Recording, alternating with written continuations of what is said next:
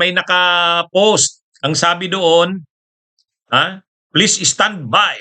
Magpi-press con daw si Sara Duterte. Akala ko naman yung press con bago. wala namang bago. At saka yung press con niya, hindi, kahit naman hindi na siya nag-press con nun eh. Kasi pag sinabi mong press con, ibig sabihin, bukas kang tumanggap ng mga tanong. Ay wala eh. Pagkabasa niya nung kanyang statement, hindi daw siya magi-entertain ng mga tanong. Kunin na daw mayroon na daw lang i-distribute na kopya nung kanyang statement. Binasa niya yung kanyang statement, pagkatapos, wala daw tanong. O di nag-record ka na lang sana ng recorded message mo. Nag-record ka na lang sana ng recorded na message mo. Total, hindi ka naman pala mag-i-entertain ng tinawag mo pang press conference or press briefing or press con, hindi ka naman pala mag-i-entertain ng mga tanong. Ay nag-record ka na lang, video message mo, total babasahin niya rin lang naman pala yung statement niya. May prepared na palang statement. Basahin mo yon, tapos i-send mo sa media outlets. Mayroon namang mga media outlets eh. Anyway, yung inanunsyo ni Sara, inanunsyo niya na ako, sabi niya, ganito mga kabunyog ang pagkakasabi niya. Ako, si Sara Duterte, yun, ganun lang yung pagkakaano niya eh. Tatakbo bilang Pangulo, yan yan yung niya. Wala namang bago dyan. Alam naman natin, tatakbo talaga yan. Ako, si Sara Duterte, tatakbo bilang Pangulo ng Pilipinas. Yan, yung press con niya. Anong dahilan at napaaga ang pagdideklara ni Sara? Anong totoong dahilan? Ang totoo, ano ba ang context? Ibig sabihin, ano ang sitwasyon ngayon sa pagdideklara ni Sara na tatakbo siyang Pangulo ng Pilipinas sa 2028? Alam naman natin, ngayong araw, malamang ngayong araw, i-refer na ng plenary, i-refer na sa Justice Committee. So, ngayong araw ay i-refer na, maya-maya lang, abangan ninyo. I-refer na ng Kamara sa Justice Committee yung impeachment ni Sara. Ay 3 impeachment complaints yun. I-refer ngayong araw. Pag na-refer na yan sa Justice Committee, magsisimula na ang hearing ng Justice Committee. Kumbaga, yan yung purpose niyan. Ang purpose talaga ni Duterte, ni Sara, yung mga surveys lumalabas, kahit yung mga DDS, yan yung mga post, hindi yan, coordinated yan. Coordinated, systematic, kumbaga isa talagang campaign yan. Ang campaign talaga nila ngayong mga araw, itong mga linggong ito, buwan na ito, bugbugin ang propaganda, ipakita na malakas si Sara. Yan yung tinatawag kong Sara Surge. Bakit? Bakit yun? Ay gusto nilang i-project na malakas si Sara. Bakit nila gustong i-project na malakas si Sara? Dahil ang totoo, mahina na si Sara. Kumbaga, mind conditioning yan. Ang totoo, political survival na ito ng mga Duterte. Political survival na ito, mga kabunyog. Kita nyo naman, kaliwat kanan ang problema ng mga Duterte. Si Rodrigo Duterte, isa sa ilalim sa confirmation of charges hearing sa February 23 hanggang 27. Imagine niyo yan. Si Sara Duterte, magsisimula na ang hearing ng Justice Committee sa impeachment. Yung mga kakampi nila, die hard. Yung core sa Senado, yung core ng Duterte, si Bato at si Bongo, problemado. Nagtatago na si Bato. Si Bongo, susunod na.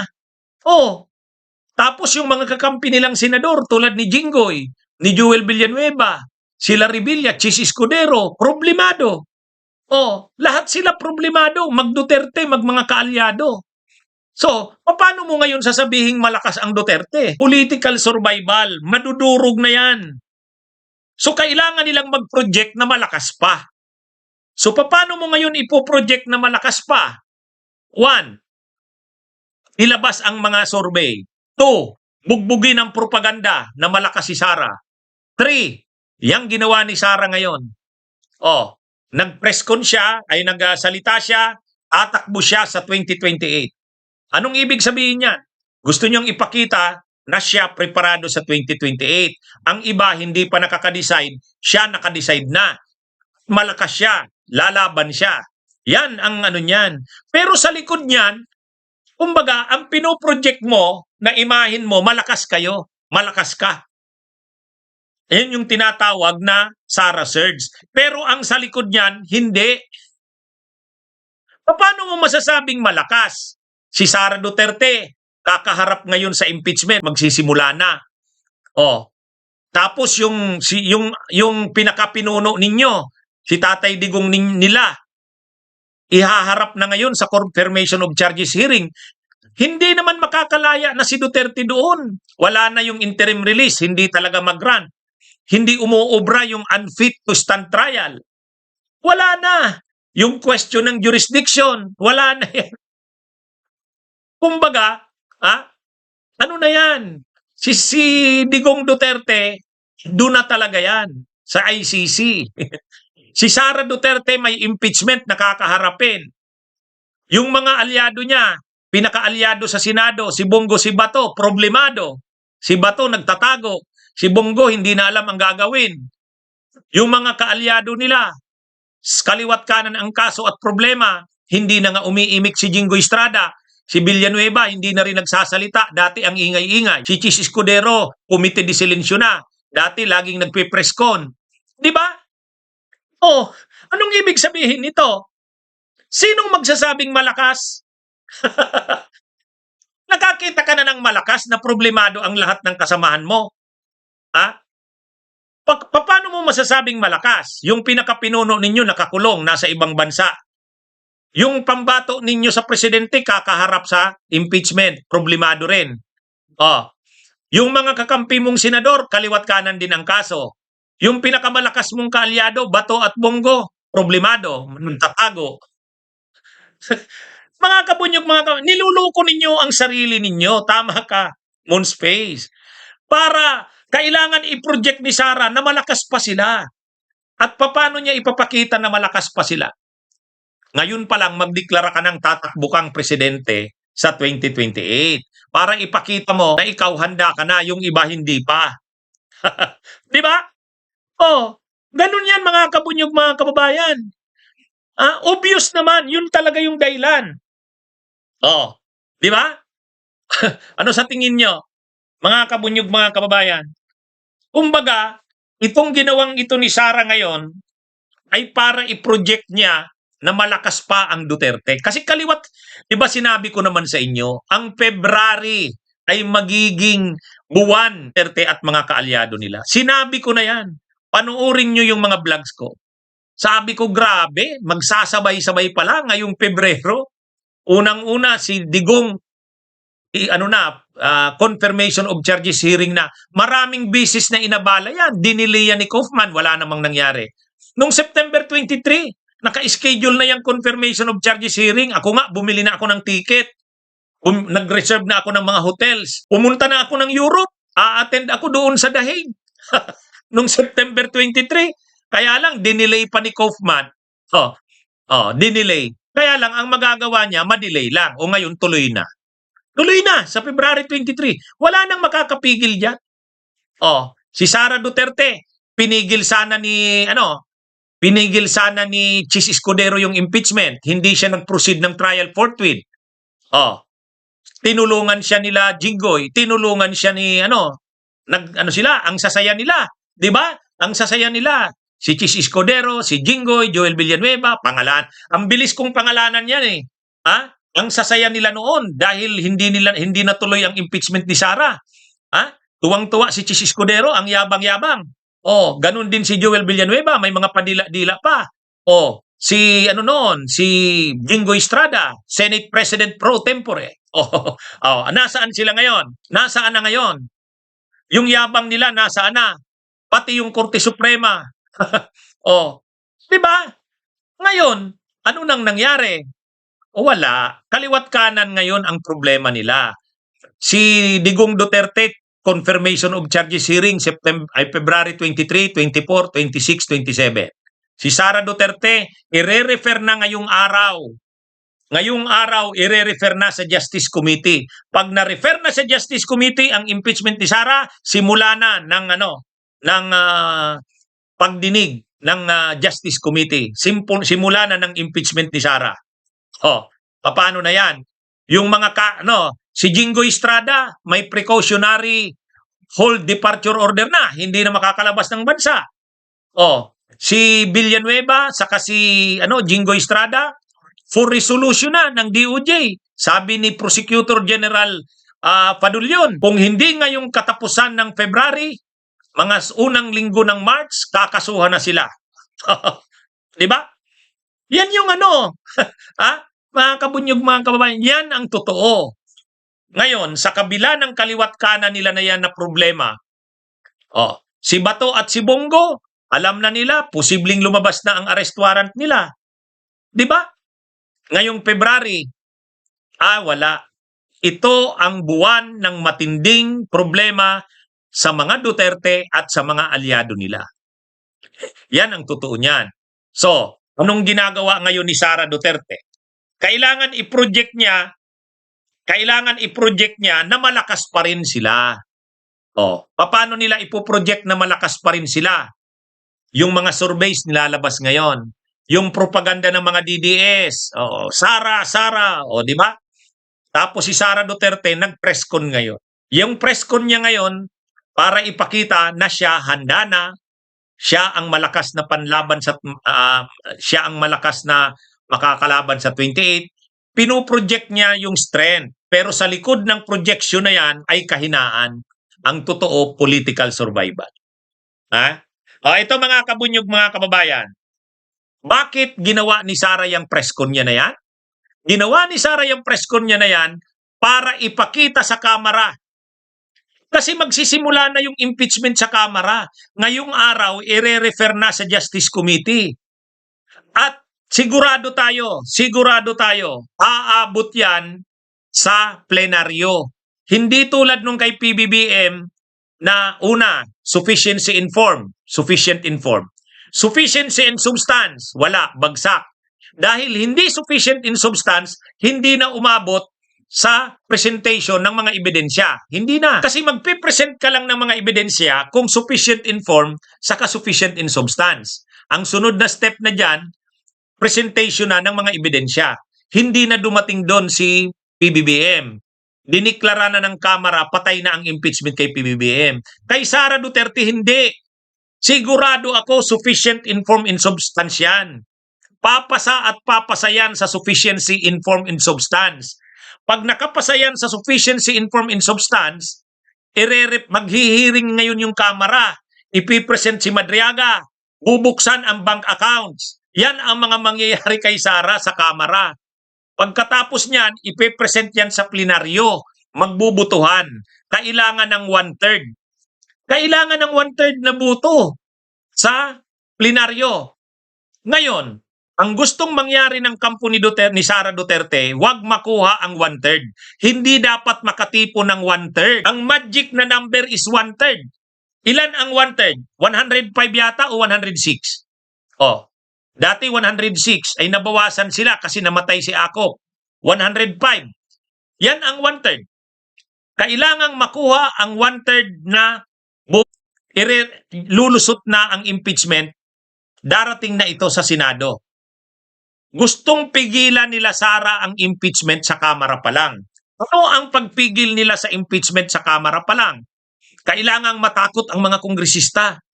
Kailangang matakot. Paano tinatakot ang mga kongresista? Ay dapat ang mga kongresista maisip nila, malakas si Sara. Si Sara Duterte ang malakas na panlaban sa 2028. Pag nalo yan na presidente, baka balikan tayo. Di ba? Kaya ngayon, tingnan nyo, kaliwat kanan ang mga post. May nabasa nga ako, isang DDS nag-post. Sabi ng DDS, mga kabunyog, sabi ng isang DDS, ilista natin ang mga kongresistang buboto sa impeachment ni BP Sara. Tapos gantihan natin sila sa 2028. O di ba ganon? Ha? Ganon yung ano nila. Ang post nila, yung mga boboto daw sa impeachment ni Sara, gagantihan sa 2028. So paano, kung ikaw kongresista, paano ka matatakot? Dapat ipakita mo na si Sara ang malakas na pambato sa 28 para matakot ka. Hindi ka boboto sa impeachment ni Sara, magpapasiguro ka. Yang maagang paglantad ni Sara, mensahe yan sa mga kongresista. Parang ganito yan. Kung hindi man kayo kasama sa akin ngayon, nandyan pa kayo sa administrasyon ni PBBM, okay lang yan. Basta't huwag kayong pipirma sa impeachment. Kasi pag nanalo ako sa 2028, babalikan ko kayo. Ako ang malakas na pambato. Kaya kailangang ipakita ni Sara na malakas siya. Kaya itong mga projection na ito ngayon ng mga surveys, yung mga propaganda, tapos yung pag-press con niya ngayon, bigla niyang diniklarang tatakbo siya, mensahe yan sa mga kongresista. Mag-ingat kayo, babalikan ko kayo sa 2028. Yan yung mga kabunyog, yan yung purpose ng press con niya ngayon. Gusto niyang mag-deliver ng message sa mga kongresista, huwag kayong susuporta sa impeachment ko or else babalikan ko kayo. Di ba? Yan yung mga kabunyog. Ano bang mangyayari ngayong araw? Ire-refer na ngayong araw, ire-refer na ng plenaryo papunta sa Justice Committee. Pag na-refer yan sa Justice Committee, mga kabunyog, mga kababayan, magsisimula na ang hearing ng tungkol sa impeachment ni Sara. Punta na yan sa plenaryo. Darating talaga yan sa plenaryo. 100% ako dyan. Panik na daw ang mga anti-Duterte. Hindi. Ang nagpapanik ngayon ay ang Duterte. Yang pag-press ko na yan ni Sara at pagdeklara, natatakbot siya sa 2028, ang ibig sabihin niyan, natataranta na sila.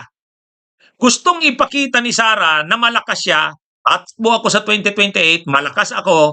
Kung gusto nyo na hindi ko kayo gagantihan, huwag kayong sumama dyan sa boboto sa impeachment laban sa akin. Yan yun. Yan yun mga kabunyog, mga kababayan. Yan yung pag-aasta ngayon ni Sara na malakas siya, na siya'y ready ng tumakbo, sending the message. Nagse-send siya ng message sa mga kongresista. Ano pa ba naman ang purpose niyan? Bakit ang aga-aga niyang nagdeklara? Kasi magsisimula na ang impeachment eh. Magsisimula na ang impeachment.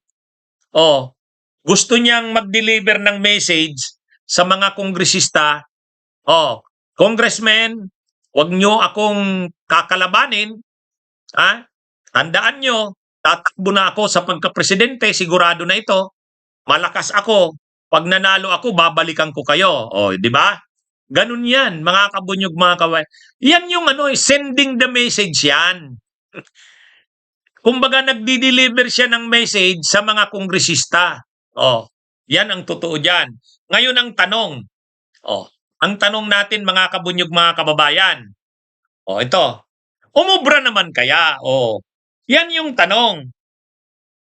Ang tanong, umubra naman kaya? Umubra kaya yan? Yang kayang strategy na yan ni Sara, kasi ang sabi ng mga DDS na nandito, ang galing daw ng strategy ni Sara. Sunod nating tanong, umubra naman kaya? Umubra. Yan. Hindi uubra yan. Okay sana yan kung totoo na malakas talaga. Diba? Ibig sabihin, kung totoo na malakas ka talaga, dinideliver mo yung message mo sa mga kongresista, uubra yan. Ang problema, hindi naman talaga malakas ang Duterte. Tawagin ko ito, tigre daw, tigre, ay agila. Agila, ano bang tawag kay Sara, agila?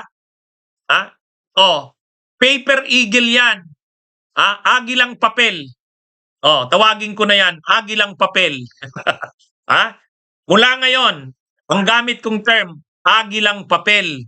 Akala mo lang yan agila, pero ang totoo papel lang yan. Wala yan. Bakit wala? Bakit hindi uubra yan? Bakit agilang papel yan? Ha? Paper eagle yan. Bakit agilang papel? O akala mo, agila. Pero agilang papel yan. Drawing yan. Bakit drawing? Ang dami mong problema. Yung tatay mo nakakulong sa ICC ni hindi nga makalabas. Ha? Tapos ikaw mayroon kang impeachment. Yung kapatid mong si Pulong kakasuhan na ni Trillanes. Wala lang pa kasi si Trillanes may lakad eh. Pero pagbalik ni Trillanes, kakasuhan na yan si Pulong. Si Bongo at saka si Bato na pinaka-trusted nilang alyado sa Senado, nagtatago si Bongo, si Bato. Sunod na niyan si Bongo. Paano mo masasabing malakas ka diyan sa ganyang sitwasyon? Sige nga, sabihin mo sa akin ang lakas niyan. Yung tatay mo na pinakapinuno ninyo nandun sa ICC kumakaharap ng kaso. Crimes against humanity pa naman. Ang kalaban mo, mundo. Ang kalaban ni Duterte hindi Pilipino. Ang kalaban ni Duterte, mundo. Ang nagawa niyang krimen, hindi krimen lang sa Pilipinas. Krimen laban sa sangkatauhan. Pumatay ka ng ganun karaming tao? Mag-order ka ng papatay ng ganun karaming tao? Hindi niyan. Di ba? Kaya ako sa tingin ko dyan, hindi uubra yung projection ng strength. Yung projection niya ng strength, sa bandang huli guguho yan. Bakit guguho? Dahil ang totoo talaga, mahina na. Yung pinakapinuno ninyo nakakulong. Yung kakandidato ninyo may kaso, impeachment. Ngayong susunod na mga araw, huhubaran si Sara Duterte. Nitong susunod na mga araw, mahuhubaran si Sara. Ipipresent si Madriaga, bubuksan ang bank accounts. Di ba? Ano yan eh? Ano sa tingin nyo? Tatakbo kang presidente, tapos ngayong susunod na mga araw, huhubarang ka. Mabuti kung masasagot mo ang mga issue sa'yo. Paano mo sasagutin yung Mary Grace Piatos? Hindi nga nila masagot yung issue na yan. Ang sabi, ipepresent na nila si Mary Grace Piatos. Nung pagkalipas ng ilang araw, hindi ipepresent si Mary Grace Piatos. Ano ba talaga? O wala. Kaya ito mga kabunyog, mga kababayan, hindi uubra yan. Kasi, okay sana yan kung totoo naman talagang malakas. Ang problema, ampaw naman yung lakas na yun eh. Yung projection mo ng strength ay ampaw. Bakit ampaw? Magkukulaps yan. Kasi ang totoo, hindi ka na malakas eh. Yung pinakapinuno nyo, nakakulong sa ICC. Yung idolo nyo. Yung kakandidato sa inyo, haharap sa impeachment, huhubaran ngayon. Huhubaran yan ngayon. Sa susunod na mga araw, mahuhubaran si Sara Duterte. Lalabas yung mga bank accounts. Lalabas si Madriaga. Saan ka nakakita na kahit nga, naalala nyo si Binay? Si Binay ang lakas-lakas nung una sa survey. Mas malakas pa kay Sara. Sa totoo lang. Sobra ang lakas. Yang pinagmamalaki ngayon na lakas sa survey ni Sara, ay kay Binay, mas malakas pa noon. Mas malakas pa noon si Binay. Pero tingnan nyo, nang naglabasan na yung Makati overpriced building, yung kanyang mga property sa Batangas na pagkalawak-lawak, anong nangyari kay Binay? Gumuhong kastilyong buhangin. Buhangin pala. Di ba? Di ba? Wala yan. Pag lumabas nitong susunod, televised. Yung magiging hearing ni Sara Duterte, televised. Ila-live stream. Pagkakatapos ng televised, may mga komentaryo, may mga wala na yan. Wala. Hindi uubra yan, mga kabunyog, mga kababayan. Tapos, hindi ka naman maipagtanggol ng mga kakampi mong senador. Bakit hindi ka maipagtatanggol ng mga kakampi mong senador? Paano ka maipagtatanggol ng kakampi mong senador? Yung mga kakampi mong senador, may problema rin na sarili nila. Paano ka ipagtatanggol ni Bongo ay ni Bato? Nagtatago na nga eh. Paano ka maipagtatanggol ni Bongo? Lalabas na ang arrest warrant, may problema nga siya. Paano ka mapagtatanggol ni Jinggoy? Paano ka maipagtatanggol ni Villanueva? May mga problema rin nga sila. Baka makulong na yan sa susunod na mga araw. Si Chis Escudero, paano ka maipagtatanggol? Tahimik yun, tamimi ngayon. Kung dati ang ingay-ingan ano nun, ha? Sobra kung makapagsalita si Chis Escudero nun, nasaan ngayon? Tahimik. Si Marcoleta ngayon, nawiwindang na, hindi na maintindihan. Oh, napapahiya sa mga pinagsasabi niya. Oh, si Ruben Padilla, ganun din, misunderstood daw siya. Panay palpak, panay sablay. Oh, ano yan? Kumbaga sino, nasaan ang sinasabi niyong lakas? Sige nga, nasaan ang sinasabi niyong lakas? Ha? Kaya hindi uubra yung projection of strength. Kasi kahit anong projection nyo yan, wala yan. Mga kabunyog, mga kababayan. Kaya ako, sinasabi ko sa inyo, sinasabi ko sa inyo, yang uubra yung sinasabi niya na yan, kang makuhang issue sa kanya. Oh, di ba? Tapos nandito pa si Duterte, ang bango-bango niya sa tao. Tapos yung mga senador niyang kakampi nandyan, ang lakas. Ayan, yan ang yan ang mahirap. Ang problema, isa-isahin natin uli yung kanilang pinakapinuno nandun sa dahig, hindi na makakabalik yan sa Pilipinas. Lahat na ginawa na ni Kaufman. Si Kaufman lang ang tuwang-tuwa nakakasingil siya ng bayad lahat na ginawa na ni Kaufman. Nagdrama na unfit to stand trial, nag-motion na, humiling na i-house arrest na lang. Wala. Wala na. Mayroon na silang resolusyon ng Senado. Sabi ng Senado, palayain naman si Duterte. Wala. Tapos ngayon, ang mangyayari, si Sara Duterte, sisimula na ang impeachment, huhubaran na yan sa publiko.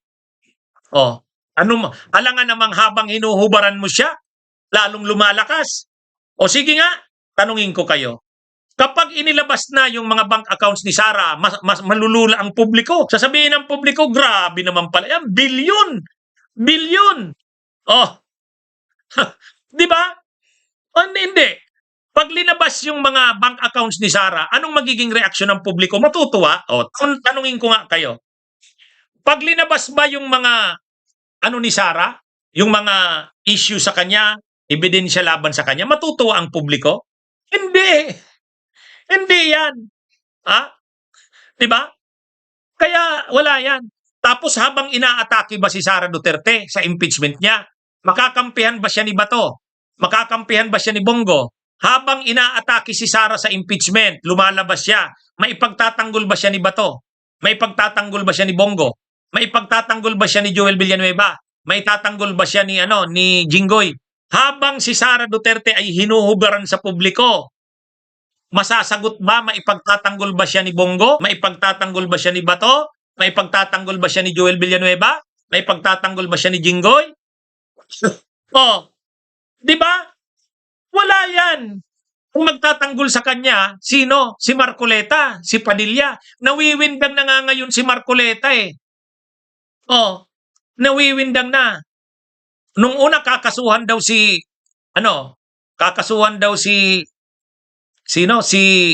Carpio ng treason. Nung binara ni Carpio, ang treason, hindi mo pwedeng ikaso yan sa akin.